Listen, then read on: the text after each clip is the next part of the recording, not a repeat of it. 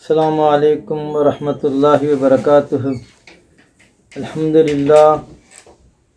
للہ رب العالمین، والصلاة والسلام علی سید الانبیاء والمرسلین وعلی آلہ الطیبین الطاہرین وصحبہ الاکرمین اجمعین ومن تبعہم بإحسان الی یوم الدین، اما بعد، فاعوذ باللہ من الشیطان الرجیم، بسم اللہ الرحمن الرحیم، من یطع الرسول فقد اطاع اللہ، صدق اللہ العلی العظیم وصدق رسولہ النبی الامی الکریم، ونحن علی ذلک لمن الشاہدین والشاکرین، والحمد للہ رب العالمین۔ وعن ابی ہریرہ قال قال رسول اللہ صلی اللہ علیہ وسلم، مثلی کمثل رجل استوقد نارا فلما اضاءت ما حولها جعل الفراش وهذه الدواب التي تقع في النار يقعن فيها وجعل يحجزهن ويغلبنه ويقتحمن فيها فأنا آخذ بحجزكم عن النار وأنتم تقحمون فيها۔ هذه روایت البخاری، ولمسلم نحوها، وقال في آخرها قال فذلك مثلي ومثلكم أنا آخذ بحجزكم عن النار هلم عن النار هلم عن النار فتغلبوني تقحمون فيها۔ ناظرین کرام، الحمدللہ باب الاعتصام بالکتاب والسنہ کا سلسلہ جاری ہے۔ آج کی پہلی حدیث شریف کے راوی حضرت ابو ہریرہ رضی اللہ تعالی عنہ ہے۔ فرماتے ہیں کہ فرمایا رسول اللہ صلی اللہ علیہ وسلم نے کہ مثلی، حضور فرماتے ہیں مثلی، میری مثال، کا مثل رجل، اس آدمی کے جیسی ہے، استوقد نارن، کے سلگایا، نارن، آگ کو، فلما اضاءت ما حولها، پھر وہ آگ سے جب اطراف کا ماحول پورا روشن ہو گیا، آگ لگ گئی اور آگ میں جو ہے روشنی پیدا ہو گئی آگ کی وجہ سے، جعل الفراش، تو کیڑے پتنگے گرنے لگے اس میں، اس روشنی میں، اس آگ میں کیڑے پتنگے گرنے لگے، وَهَذِهِ الدَّوَابُ الَّتِي تَقَعُ فِي النَّارِ، اور یہ جانور جو ہے گر جاتے ہیں اس روشنی کو دیکھ کر اس آگ میں، یقعن فیہا، وہ اس میں کیڑے پتنگے اور پرندے جانور اس میں گرتے ہیں اس روشنی میں، اس آگ میں، وَجَعَلَ يَحْجِزُهُنَّ، اور وہ آدمی جو آگ لگایا تھا، يَحْجِزُهُنَّ، وہ جو ہے ان کو بچاتا ہے کہ وہ آگ میں نہ گرے، مگر وہ ہیں کہ آگ میں گرنا پسند کرتے ہیں، وَيَغْلِبْنَهُ، اور ایسا پھر مرحلہ آیا کہ وہ جو آدمی جو آگ سلگایا اس پر، وہ آگ میں جلنے والے ہیں اور یہ روک رہے ہیں، تو روکنے والے پر یہ پرندے اور یہ جانور غالب آ گئے، مطلب کچھ سنے نہیں اس کی، فَيَقْتَحِمْنَ، اور وہ جا پڑے، کود پڑے، فیہا، اس آگ میں، فَأَنَا آخِذٌ بِحُجَزِكُمْ عَنِ النَّارِ، میں تمہاری کمریں پکڑ کر دوزخ سے اور آگ سے تم کو بچاتا ہوں، وَأَنْتُمْ تَقَحُمُونَ فِيهَا، اور تم ہے کہ اس میں جا کے گرنا چاہتے ہیں۔ اس کی روایت بخاری نے کی ہے، اور مسلم نے بھی اس طرح سے روایت کی ہے، البتہ انہوں نے اس کے آخر میں کہا کہ اس مثال میں مثلی و مثلکم، میری مثال اور تمہاری مثال یہ ہے کہ میں تمہاری کمریں پکڑ کر تم کو آگ سے بچانا چاہتا ہوں اور کہتا ہوں کہ دور ہو جاؤ، آگ سے دور ہو جاؤ، مگر تم ہے کہ مجھ پر غالب آتے ہو اور اس میں کود پڑتے ہو۔ یہ حدیث میں دراصل مثال کے ذریعے سمجھا رہے ہیں کہ اللہ تعالیٰ اس دنیا میں اچھائی اور برائی سب کو پیدا کیا ہے. برائیوں کو، لذتوں کو، خواہشات کو دیکھ کر آدمی اس میں گرنا چاہتے ہیں. دنیا کی ظاہری رنگینیوں اور دنیا کی فانی لذتوں میں انسان وہ کودنا چاہتا ہے اور چاہتا ہے کہ یہ سب کچھ یہی ہے. حالانکہ وہ جیسا پرندے اور پتنگے آگ کو دیکھ کر اس میں بے تحاشا گر رہے ہیں، ایسے ہی بندے اللہ کے بعض ایسے ہیں دنیا پرست کہ وہ دنیا کی نیرنگیوں پر، دنیا کی لذتوں پر مر رہے ہیں. اور آپ صلی اللہ علیہ وسلم فرماتے ہیں کہ میں تمہاری کمریں جیسا پرندے اور جانور وہ آگ میں گر رہے ہیں اور اپنے آپ کو ہلاک کر رہے ہیں، تو میں بھی تم کو جو دنیا میں گر رہے ہیں، دنیا میں اترا رہے ہیں، دنیا میں پڑے ہوئے ہیں اللہ کی یاد کو چھوڑ کر، تو میں تم کو اپنی ہاتھ سے تمہاری کمریں پکڑ پکڑ کر وہ دوزخ سے تم کو بچانے کی فکر میں ہوں، مگر تم ہے کہ وہ دوزخ میں گرنا ہی چاہتے ہیں.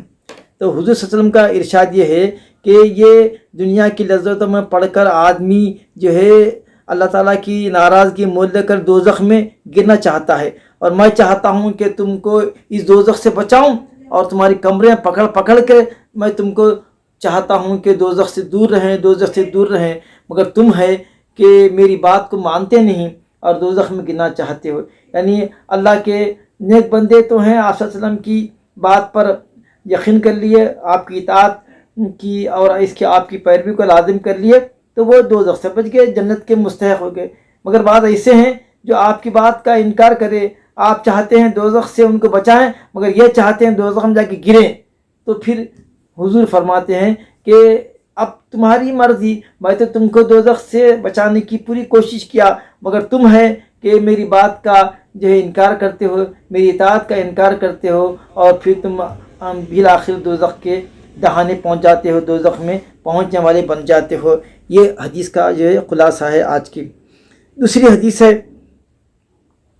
وعن ابی موسیٰ قال قال رسول اللہ صلی اللہ علیہ وسلم مثل ما بعثنی اللہ بہ من الہدی والعلم کمثل الغیث الکثیر اصاب ارضا فکانت منها طائفۃ طیبہ قبلت الماء فانبتت القلع والعشب الکثیر وکانت منها اجادب امسکت الماء فنفع اللہ بها الناس فشربوا وسقوا وزرعوا واصاب منها طائفة اخرى انما هي قيعان لا تمسك ماء ولا تنبت قلعا فذلك مثل من فقه في دين الله ونفعه ما بعثني الله به فعلم وعلم ومثل من لم يرفع بذلك رأسا ولم يقبل هدى الله الذي ارسلت به متفق علیہ. یہ بہت ہی پیاری حدیث ہے اور اس میں انسانوں کے دلوں کو 3 زمینوں سے تشبیہ دی گئی ہے. حضور فرماتے ہیں کہ میں جس دین کو لے کر آیا ہوں، میں جس علم کو لے کر آیا ہوں، جس ہدایت کو لے کر آیا ہوں، وہ ایسی بارش کے مانند ہے کہ بارش زوردار آسمان سے نیچے اتری. تو اب زمین کی 3 قسمیں ہو گئی. ایک زمین ایسی تھی کہ بارش کو جذب کر لی، جذب کر کے ہرے بھرے اس میں درخت لگے، پھول لگے، پھل لگے، زراعت ہوئی، جس کو ہم کہتے ہیں فرٹائل لینڈ. ایک زمین ایسی تھی کہ بارش کو جذب کر لی، کر کے زرخیزی اس میں پیدا ہو گئی، پھر اس میں پھل اور پھول لگے. ایک زمین ایسی ہے. دوسری زمین ایسی ہے، وہی بارش ایک اور زمین پر پڑی کہ جو پانی کو جذب تو نہیں کر لی مگر روک کے رکھی، پانی کو جذب نہیں کری، روک کے رکھی. یہ بھی غنیمت ہے، کیونکہ پانی جو زمین روک کے رکھی ہے، جس سے تالاب، دریا اور نہریں بنی، تو اس سے لوگ پانی پی رہے ہیں اور پلا رہے ہیں، जानवरों को पिला रहे हैं, खेती बाड़ी कर रहे हैं, ये भी ज़मीन गनीमत है। एक ज़मीन ऐसी है, छठियल ज़मीन है, वहाँ बारिश पड़ी मगर ना पानी वहाँ जज्ब हुआ उसमें, ना वो ज़मीन पानी को रोकी बल्कि बह गया, तो वो बारिश का कोई फ़ायदा नहीं हुआ। ऐसे ही इंसान के दिलों की 3 मिसालें हैं कि बाज़ आप सल्लल्लाहु अलैहि वसल्लम की बात, अल्लाह रसूल की बात सुनते ही उनके दिल में उतर आती और वो नेक और सालेह होते, मुत्तकी परहेज़गार बन जाते, अल्लाह के मुक़र्रबीन बन जाते। एक दूसरी ज़मीन की मिसाल उन बंदों की है जो सुनते हैं, इल्म तो हासिल करते हैं मगर अभी उन जैसा पहले जैसा इल्म नहीं करते, इल्म जो है अमल नहीं करते मगर इल्म तो हासिल कर लिए।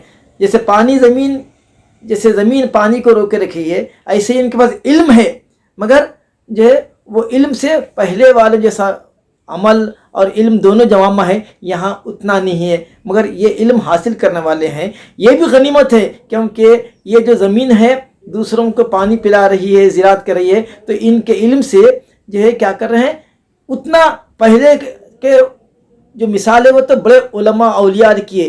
दूसरी मिसाल ज़रा कम दर्जे की है, ये क्या है, उस ज़मीन की मिसाल है जो ज़मीन को, जो पानी को अपने दामन में लिए हुए हैं, ये भी गनीमत है। तीसरी जो है बंदों की मिसाल वो है जो आप सल्लल्लाहु अलैहि वसल्लम की बात को सुने नहीं ना उस पर अमल करे, तो उनकी मिसाल उस ज़मीन की है जिस पर पानी पड़ा मगर ना वो जस्ट करी, ना पानी को अपने दामन में ली बल्कि पानी आया और बह गया, कोई फ़ायदा नहीं हुआ।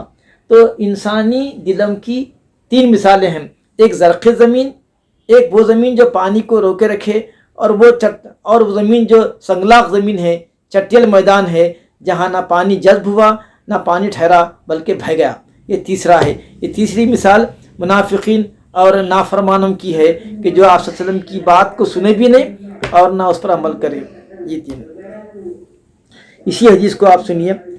वान अबी मूसा क़ाल, हज़रत अबू मूसा से रिवायत है, उन्होंने कहा क़ाल रसूलुल्लाहि सल्लल्लाहु अलैहि वसल्लम कि आप सल्लल्लाहु अलैहि वसल्लम ने फरमाया, मसलु मा बअसनियल्लाहु बिही मिनल हुदा वल इल्म, मेरी मिसाल के जो अल्लाह ने मेरे साथ हिदायत और जो इल्म भेजा है, मैं जिस हिदायत और इल्म को लेकर आया हूँ उसकी मिसाल का मसलिल गैसिल कसीर, जो है उसकी मिसाल ज़ोरदार धुआंधार बारिश के मानिंद है। गैस के माने बारिश, कसीर के माने कसीर यानी शिद्दत वाली बारिश, यानी हेवी रेन जिसको कहते हैं। मैं जिस इल्म को, जिस हिदायत को लेकर आया हूँ उसकी मिसाल हेवी रेन की है। असाबा, वो रेन पड़ी अर्जन एक ज़मीन पर, फ़कानत मिनहा, तो उस ज़मीन के 3 किस्में हैं। फ़कानत मिनहा ताइफ़तुन तय्यबतुन, तो उस ज़मीन का एक हिस्सा अच्छा था।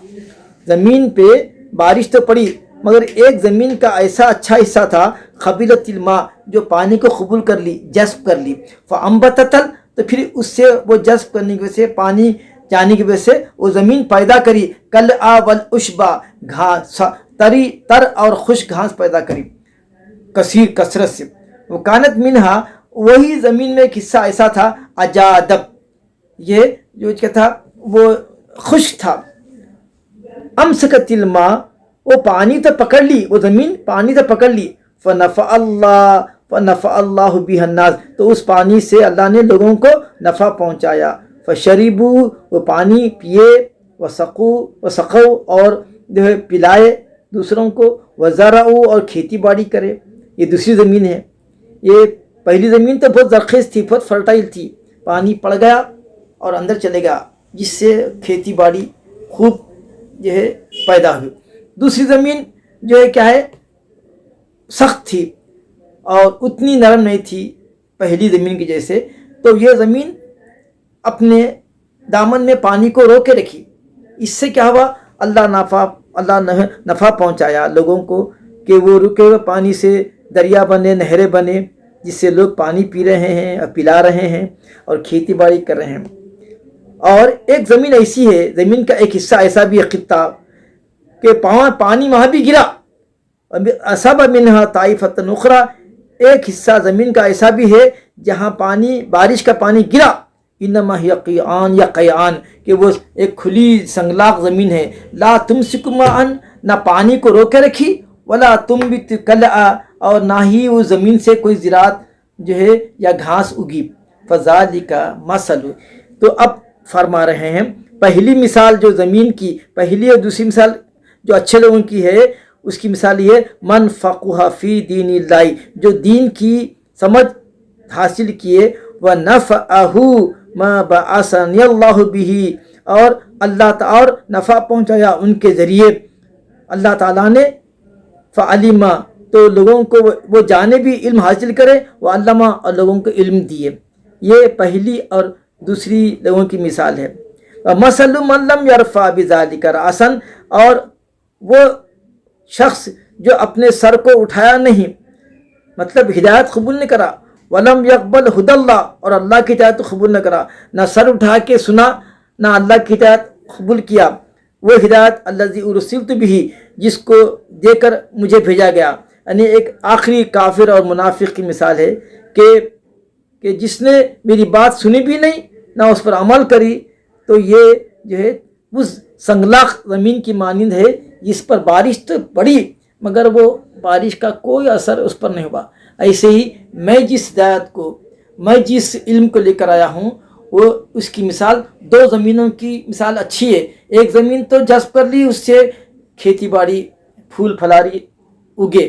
دوسری مثال بھی اچھی ہے کہ اس سے زمین میں جذب نہیں ہوا مگر پانی اپنے دامن میں روکے رکھی، جس سے حوض بنے، بولیاں بنے، نہریں بنے اور دریا بنے۔ یہ بھی مثال ٹھیک ہے۔ تیسری مثال تو ایسی ہے کہ بارش تو ہوئی، تیسری پر بھی وہی بارش ہوئی مگر سنگلاخ ہونے کی وجہ سے، سخت ہونے کی وجہ سے، پتھریلی ہونے کی وجہ سے پانی بہہ گیا۔ ایسے ہی کافروں کی، منافقوں کی اور نافرمانوں کی مثال ہے کہ علم تو ان کے پاس بھی آیا، میں ان کا بھی نبی ہوں، ان کے لیے بھی ہدایت بن کر آیا، مگر وہ نہ میری بات سنے، نہ ہدایت کو قبول کرے، اور نہ وہ اپنی زندگی میں اصلاح لا سکے۔ تو یہ تین قلوب کی مثال تین زمینوں سے دی گئی ہے۔ وَأَن، آج کے درس کی تیسری حدیث، وَأَن عائشہ، حضرت عائشہ سے مروی ہے، قالت، آپ نے فرمایا، تلا رسول اللہ صلی اللہ علیہ وسلم، آپ صلی اللہ علیہ وسلم نے یہ آیت تلاوت کی، هو الذی انزل علیک الکتاب منہ آیات محکمات وقرأ الی وما یذکر الا اولی الالباب۔ آپ صلی اللہ علیہ وسلم، حضرت عائشہ فرماتی ہیں کہ ایک مرتبہ یہ آیت نے آپ کی تلاوت، یہ آیت شریف آپ نے تلاوت کی۔ کیا مطلب ہے اس کا؟ هو الذی، وہی اللہ ہے جس نے انزل علیک الکتاب، آپ پر کتاب یعنی قرآن مجید نازل کی، منہ آیات محکمات، اس کتاب میں بعض ایسی آیتیں ہیں جو محکم ہے، وقرأ الیہ، اور آپ نے تلاوت کی، اس کی پوری آیت کی تلاوت کی، اور ما یذکر الا اولی الالباب تک آپ نے اس کی تلاوت فرمائی۔ قالت، پھر فرماتے ہیں، قال رسول اللہ صلی اللہ علیہ وسلم، آپ نے فرمایا، فَإِذَا رَأَيْتَ وَعِنْدَ مُسْلِمْ رَأَيْتُمْ، ایک روایت میں ہے کہ جب آپ دیکھو گے، ایک روایت میں واحد ہے، ایک روایت میں مسلم کی جمع ہے، جب آپ دیکھو گے الذین، لوگوں کو، یتبعون، کہ جو پیچھے پڑے ہوئے ہیں، جو اتباع کر رہے ہیں، ما تشابہ منہ، ایسی آیتوں کے جو متشابہ ہے جس میں تعویلاتی گنجائش ہے، ان آیتوں کے پیچھے پڑے ہوئے ہیں، فَأُولَئِكَ الَّذِينَ سَمَّاهُمُ اللَّهُ، تو وہی لوگ ہیں جن کی اللہ نے تنبیہ کی ہے، خبردار کیا ہے، فَاحْذَرُوهُمْ، ان ایسے لوگوں سے بچے رہو۔ متفق علیہ، اس حدیث کو بخاری اور مسلم دونوں نے روایت کی ہے۔ کیا مطلب ہے؟ قرآن مجید میں محکم آیتیں ہیں، اقیموا الصلاۃ وآتوا الزکاۃ، نماز پڑھو، زکوٰۃ دو، اور پھر حج کے بارے میں صاف صاف ہے کہ حج اور عمرہ، واتموا الحج والعمرۃ، حج کو اور عمرے کو مکمل کرو۔ یعنی قرآن میں دو قسم کی آیتیں ہیں، ایک آیتیں ہیں جس میں کسی قسم کا ڈاؤٹ نہیں ہے، صاف صاف ہے، تو نماز، روزہ، زکوٰۃ، حج کے بارے میں قرآن میں کلیئر کٹ ہے۔ ایسے ہی طہارت ہے، وضو ہے، حیض ہے، نفاس کے مسائل ہے، کلیئر کٹ ہے مسائل۔ مگر بعض آیتیں ایسی ہیں جس میں تعبیراتی گنجائش ہیں، جیسے مطلب اللہ کا ہاتھ ہے، ہاتھ پر ہاتھ ہے، ید اللہ یدا فوق ایدیہم، ید اللہ فوق ایدیہم، اللہ کا ہاتھ ان کے ہاتھ پہ ہے، یا اللہ عرش پر متمکن ہے، یا الف لام میم ذالک الکتاب ہے، ہا میم عین سین قاف ہے، یا پھر جو ہے طٰہٰ ہے۔ تو متشابہات میں دو قسم کے متشابہات ہیں، ایک متشابہ بال جو ہے الفاظ بالمعانی، کہ اس میں معانی کچھ بھی نہیں معلوم، حروف مقطعات الف لام میم نہیں معلوم کیا ہے، ہا میم عین سین قاف نہیں معلوم کیا ہے، مگر اللہ تعالیٰ آپ صلی اللہ علیہ وسلم کو اس کا علم دیا۔ جب قرآن کا علم دیا تو متشابہات کا بھی علم دیا، اور بعض جو راسخین فی العلم ہے، جو علم میں رسوخ پیدا ہیں، ان کے اوپر بھی اللہ تعالیٰ آپ صلی اللہ علیہ وسلم کے اتباع کی برکت سے ان کے اوپر بھی یہ معنی کھلے، مگر عوام اس سے واقف نہیں ہے۔ متشابہات یعنی حروف مقطعات پورے کے پورے علم متشابہات میں آتے ہیں، اور وہ آیتیں جو جس کی کئی تعبیرات ہو سکتی اور جس کے معنی عوام کے سمجھ میں نہیں آتے، جیسے اللہ کا ہاتھ ہے، اور اللہ کی جو ہے مطلب جو ہے اللہ کا عرش پر متمکن ہونا، یہ ہماری سمجھ میں نہیں آتی، بس اس پہ ہمارا ایمان رکھنا۔ تو آپ صلی اللہ علیہ وسلم فرماتے ہیں کہ وہ لوگ جن کے دلوں میں کجی ہے، ٹیڑھا پن ہے، وہ محکم آیاتوں کو تو مانتے نہیں، متشابہات جس کی تعویلات جو ہے نکلتی ہیں اس کے پیچھے پڑ جاتے ہیں، یہ مانے اور اس سے جھگڑا، انہی آیاتوں کے ذریعے لوگوں میں جھگڑا اور جدال کرتے ہیں۔ تو جاہل ایسے لوگ جو علوم سے واقف نہیں ہیں، وہ لوگ ایک ایک آیت کی جو متشابہات میں ایک سے زیادہ تعبیرات ہو سکتی ہے، اس کی تعبیرات میں پڑھتے ہیں، اور اس کی تعبیرات اپنی مرضی سے اپنی رائے سے دیکھ کر اس میں نئے نئے معنی نکالتے ہیں۔ تو ایسے لوگوں سے بچنا۔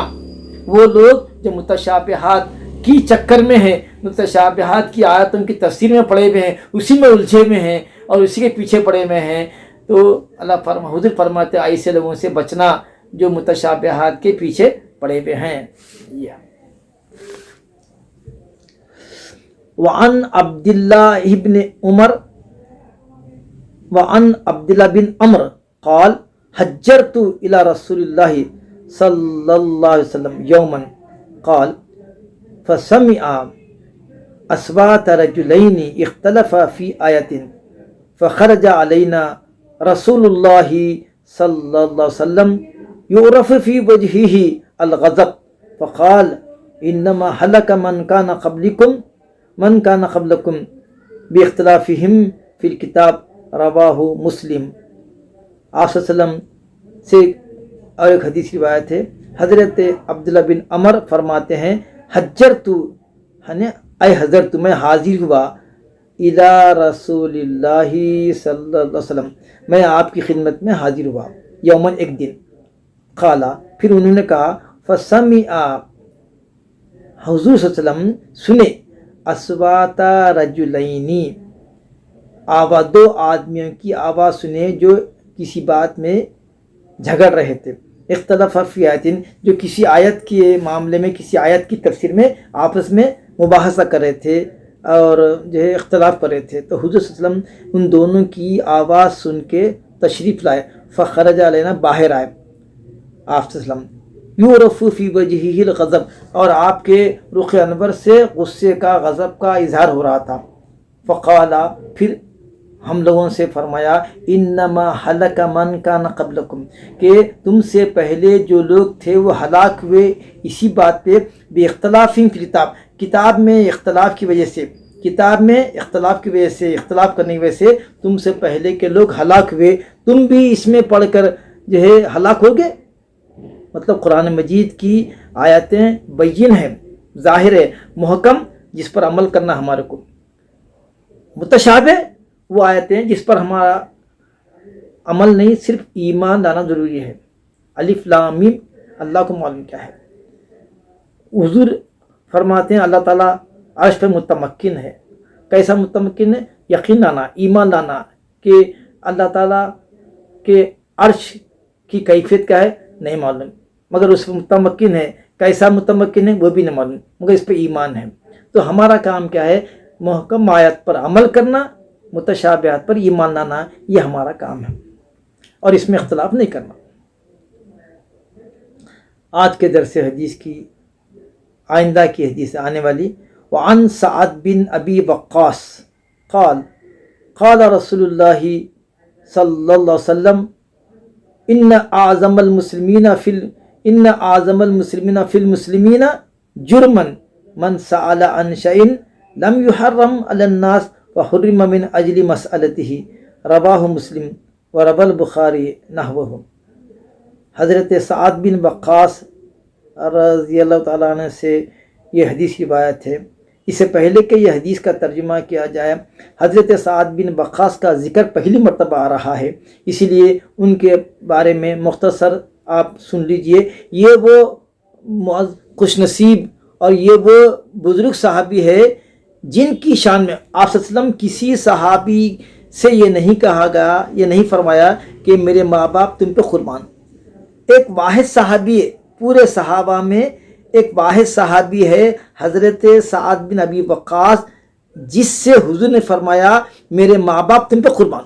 اللہ، یہ مرتبہ ہے سعد بن وقاص کا، اسلام لانے والوں میں تیسرے نمبر کے، اور تمام غزوات میں آپ کے ساتھ شریک رہے اور آپ کی بڑی خدمت کرتے تھے۔ وہ آپ کی جانثاری، آپ کی محبت اور آپ کی الفت کو دیکھ کر حضور نے ان سے فرمایا کہ اے ابی سعد، اے سعد، میرے ماں باپ تم پہ قربان۔ کیا مقام ہوگا؟ اب حضور کے اوپر سب قربان ہے، حضور پہ سب قربان ہے، حضور اپنے ماں باپ کو آپ پہ قربان کرنے کے لیے فرما رہے ہیں، تو اس سے اندازہ ہوتا سعد بن ابی وقاص کا کیا مقام ہے۔ عشرہ مبشرہ میں سے وہ 10 صحابہ جن کو آپ صلی اللہ علیہ وسلم نے جنت کی خوشخبری دنیا میں دی، اس میں ایک سعد بن ابی وقاص ہے۔ فرماتے ہیں آپ کا اسم شریف سعد بن ابی وقاص، کنیت ابو اسحاق، آپ کے والد کا نام مالک بن وہیب اور کنیت ابو وقاص، آپ زہری اور قرشی ہیں، عشرہ مبشرہ میں ہیں، یعنی وہ 10 صحابہ جن کو دنیا میں ہی جنت کی خوشخبری دی تھی، اس میں سعد بن ابی وقاص بھی ہے۔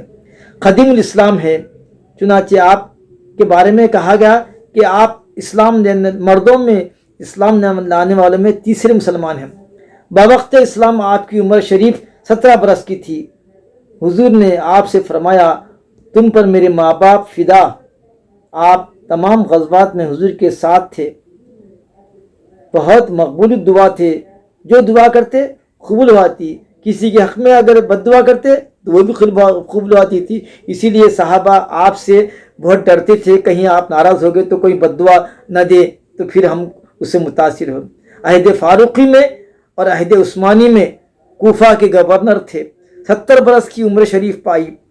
55 ہجری میں مدینہ منورہ سے قریب مقام عقیق میں وصال ہوا، وہاں سے آپ کی میت مدینہ منورہ لائی گئی اور بقیع میں آپ دفن ہوئے۔ آپ اس حدیث کے راوی ہیں، فرماتے ہیں کہ مسلمانوں میں وہ مسلمان جرم کرنے والا ہے جو ایسی چیز پوچھے کہ جو لوگوں پر حرام نہیں کہی گئی تھی، ایسی چیز کے بارے میں سوال کرے جو لوگوں پر حرام نہیں تھی، اور اس کے سوال کرنے کی وجہ سے وہ چیز حرام ہو گئی۔ ایک چیز حرام نہیں تھی، اس کی سوال کرنے کی وجہ سے وہ چیز حرام کر دی گئی، تو یہ سب سے بڑا مسلمانوں میں بڑا مجرم مسلمان ہے۔ مطلب مسلمان تو ہے مگر اس کے سوال کرنے کی وجہ سے دوسروں پر وہ چیز فرض ہو گئی اور وہ چیز حرام ہو گئی۔ ایک صحابی جب آپ فرمائے کہ لوگوں تم پر حج فرض کیا گیا ہے، تو صحابی نے کیا ہر سال؟ آپ خاموشی اختیار فرمائے، پھر فرمائے لوگوں تم پر حج فرض کیا گیا ہے۔ وہ صحابی پھر پوچھے کیا ہر سال؟ آپ سکوت اختیار فرمایا، پھر فرمائے تم پر لوگوں حج فرض کیا گیا ہے۔ صحابی نے عرض کیا ہر سال؟ آپ نے جواب نہیں دیا، پھر فرمایا دیکھو اگر میں تمہاری بات کا جواب دیتا ہاں تو پھر تم پر ہر سال حج فرض ہوتا تھا، تم ایسی بات کیوں کہتے ہو جو اپنے آپ کو تکلیف میں ڈالنے والی ہے؟ میں یہ کب کہا تھا کہ تم پر ہر سال فرض ہے؟ میں صرف اتنا کہا کہ لوگوں تم پر ہر حج فرض کیا گیا ہے۔ اب تمہارے سوال سے اگر میں ہاں کہتا تو پورے مسلمانوں کو، امت مسلمہ کو قیامت تک کے ہر سال فرض ہو جاتا حج کرنا، ہر سال مسلمانوں پر حج فرض ہوتا۔ تو ایسے سوالات مت کرو جس سے دوسرے مسلمانوں پر جو ہے بوجھ ہو یا تکلیف کا باعث بنے۔ ایسے ہی مرشدین سے اپنے مشائخین سے ذکر کے بارے میں جو کچھ بتائے ان کی تحقیق مت کرو، فرمائے استغفار کرو۔ اب یہ نہیں پوچھنا کتنا کرو، یہ نہیں پوچھنا کب کرو، یہ نہیں پوچھنا کیسا کرو۔ استغفار پڑھتے رہو بیٹے، پڑھ لینا ختم، جب چل میں اپنی سہولت سے پڑھنا۔ اب اگر پوچھے کتنا پڑھنا، اب بولے 1000 پڑھنا تو 1000 مرتبہ پڑھو۔ کب پڑھنا؟ فجر سے پہلے پڑھو، پھر پڑھو فجر سے پہلے پڑھو۔ پھر کیسا پڑھنا؟ باوضو قبلہ رخو کے قاعدے میں بیٹھ کے پڑھنا۔ اب پڑھنا پڑتا ایسے ہی بنی اسرائیل کو بولے گائے کاٹو، بولے کاٹ دینا تھا۔ اب اس کے بولے کیسی ہونا، وہ رنگ کیسا ہونا، وہ جوتنے والی ہونا، بغیر جوتنے والی ہونا، بوڑھی ہونا یا جوان ہونا، وہ مسئلے کی وجہ سے کئی جو ہے دن تک پھرتے رہے اور کئی مشقتوں کا سامنا پڑا، تب جا کے وہ مطلوبہ چیز ان کو ملی۔ تو ایسا ہے کہ بڑے لوگ جب کوئی چیز علی الاطلاق فرما دیتے ہیں تو ہم اس کو سن لینا اور اس کی تحقیق نہیں کرنا۔ تحقیق کرنے سے کیا ہوتا، اپنے آپ کو اس میں جو ہے پرابلم میں ڈالنے ویسا ہے۔ تو اسی لیے بزرگوں سے جو باتیں منقول ہے، جو بزرگوں سے باتیں سنتے ہیں، پہلے تو بزرگوں کی خدمت میں سوال کرنا نہیں، زیادہ سوال نہیں کرنا، اور اگر جو فرماتے ہیں اس کو مینوان قبول کرنا، اس کی مزید تحقیق نہ کرنا۔ تحقیق کریں گے تو کیا ہوں گا، اور اس میں پیچیدگی پیدا ہوں گی اور تم اس بات کو نہیں کر سکو گے۔ تو اسی لیے پہلے تو وظائف کثرت سے لینا نہیں، کوئی جو وظیفہ بھی دیے، جو اوراد بھی دیے مشائخ لے لینا، اس کی تحقیق نہیں کرنا، اس سے سبق ملتا ہے۔ وعن ابی ہریرہ، دوسری حدیث ہے، وعن ابی ہریرہ قال قال رسول اللہ صلی اللہ علیہ وسلم یکون فی آخر زمان دجالون کذابون یأتونکم من الحدیث بما لم تسمعوا انتم ولا آباؤکم فإیاکم وإیاہم لا یضلونکم ولا یفتنونکم، رواہ مسلم۔ آپ سے فرماتے ہیں، ابو ہریرہ کا راوی ہے کہ آخری زمانے میں دجال یعنی مطلب دھوکے دینے والا، دجال کے معنی دھوکہ دینے والا، فریب دینے والا، جھوٹ بولنے والا، اس کو بولتے ہیں دجالون، جمع ہے اس کی۔ فرماتے ہیں آخری زمانے میں دھوکہ دینے والے، جھوٹ بولنے والے، یاتونکم من الحدیث، ایسی حدیث لے کے آئیں گے، ایسی حدیث بولیں گے کہ نہ تم سنے نہ تمہارے آبا و اجداد سنے، وہ ایسے وہ حدیث تم سنے نہ تمہارے آبا و اجداد سنے۔ فإیاکم، تم کو چاہیے سے ان سے دور رہیں، کہیں تم کو گمراہ نہ کر دے، کہیں وہ جھوٹ تم کو فتنے میں نہ ڈال دے۔ ایسے دجالوں سے، ایسے جھوٹوں سے اپنے آپ کو دور۔ ایسے لوگ آئیں گے، بات بات پر حدیث پیش کریں گے، وہ جھوٹے ہوں گے، وہ گمراہ کرنے والے ہوں گے، کہیں تم کو وہ فتنے میں نہ ڈال دے۔ ایسے لوگوں سے تم بچے رہو۔ مسلم نے کی ہے۔ اور حضرت ابو ہریرہ اور حدیث ہے، قال کان اہل يقرؤون التوراة عبرانية ويفسرونها بالعربية لأهل الإسلام فقال رسول الله صلى الله عليه وسلم لا تصدقوا أهل الكتاب ولا تكذبوهم وقولوا آمنا بالله وما أنزل إلينا الآية، رواہ البخاری۔ آپ صلی اللہ علیہ وسلم فرماتے ہیں کہ اہل کتاب یعنی اہل کتاب یہود اور نصارہ کتاب تورات پڑھتے تھے، یعنی خاص طور پر یہ یہود کے بارے میں اشارہ ہے، وہ تورات پڑھتے تھے عبرانی میں اور مسلمانوں کے سامنے اس کی تفسیر کرتے تھے عربی میں۔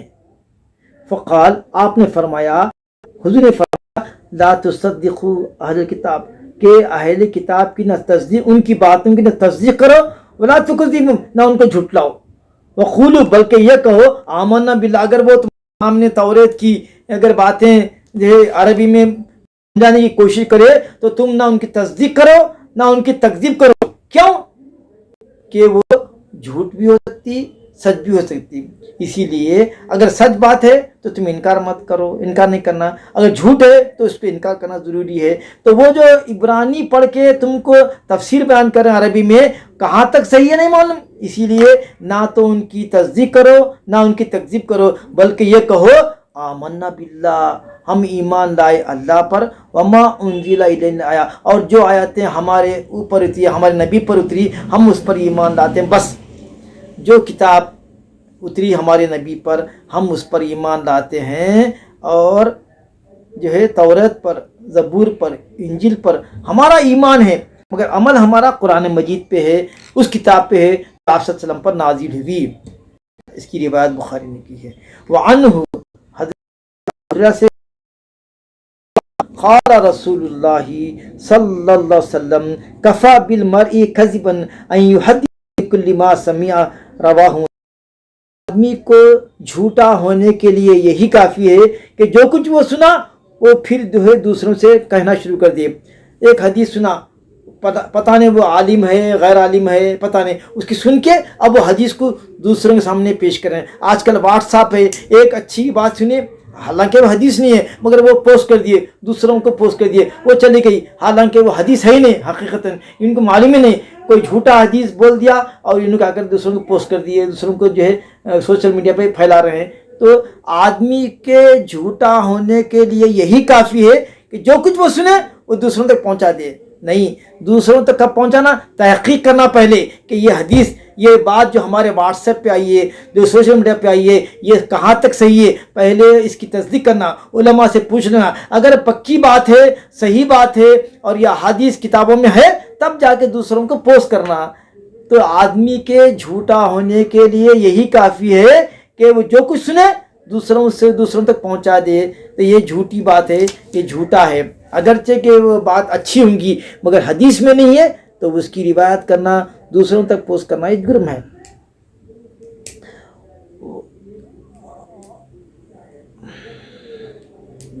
یہاں تک کہ آج کی حدیث کا درس رکھیں گے، انشاءاللہ آئندہ درس حدیث کا سلسلہ جاری رہے گا۔ والسلام علیکم ورحمۃ اللہ وبرکاتہ۔